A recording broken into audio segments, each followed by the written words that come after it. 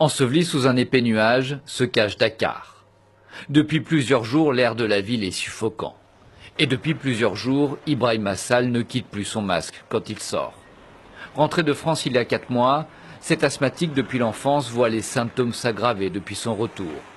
Et cette semaine, avec le pic de pollution, il la vit comme un calvaire. Depuis le début du pic de la pollution, j'ai des irritations sur la peau qui reprennent. La nuit, j'ai un peu du mal à respirer, j'ai la gorge qui gratte et les nez qui commencent à être très irrités. Au service pneumologie de l'hôpital Fann, les consultations ont considérablement augmenté. Les patients asthmatiques sont de plus en plus nombreux et lors des pics de pollution, les risques de surinfection sont élevés. Le signe qui est le plus alarmant, c'est quand ils ont cette sensation d'étouffement et qui peut poser un problème par rapport à leur santé.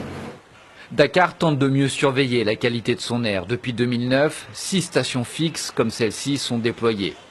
Cette semaine, le problème vient du sable désertique qui sature l'air de particules fines. Avec la pollution ambiante, les taux explosent. 900 microgrammes par mètre cube au plus fort du pic, alors que l'Organisation mondiale de la santé recommande 50 microgrammes par mètre cube dans l'air. Ce problème de pollution est accentué par le fait que c'est une toute petite ville qui ne fait que 0,3% du territoire national et qui concentre plus de 70% du parc automobile et pratiquement toutes les installations industrielles du pays. Au-delà des poussières désertiques, l'air de Dakar est pollué toute l'année. Le taux de particules fines est 2,5 fois plus élevé que ce que préconise l'OMS.